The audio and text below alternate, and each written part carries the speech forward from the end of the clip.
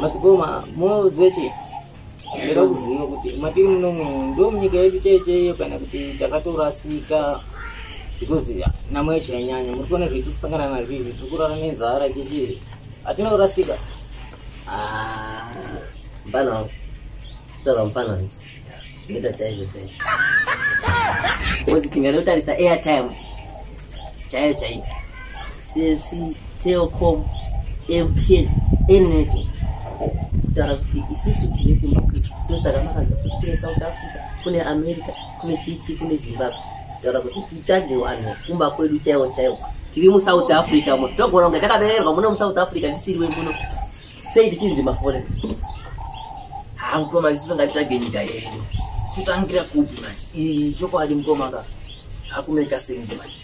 apa ngatitangire kuno wakatibereka tinogona taka uya kuno mtoto tisitokangana kuti takabva kupi kana tiwe kupi asi wabereki wedu vanotiziva kuti takabva kupi singatibvunze amai nababa chete wabereki wedu chete ndiwo vanoziva kuti takabva because ndiwo wakatibereka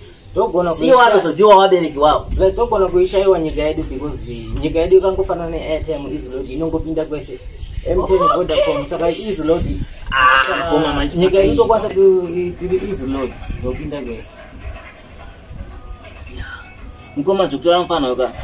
shuwaka ndiona kuti ndizvo tiri zvijoka patsoro hai tisu mabobo tiri zvijoka nopinda kwese shuwa zvitora mabobo zvakafanana nemaking handi ndiwo saka dzakanzi dzimba dzemapo kuti dzimba mwekune dzimba dzemapo kutaura kuti mapo timu joka ngoma ndatofunga manje business izvozvo dai ratogadzira YouTube account neFacebook page yedu yakaronzi zvijoka totozikana kuti timu zvijoka toitawo mbiri tiri zvijoka mukoma izvizvo yani plan tiri zvijoka iplan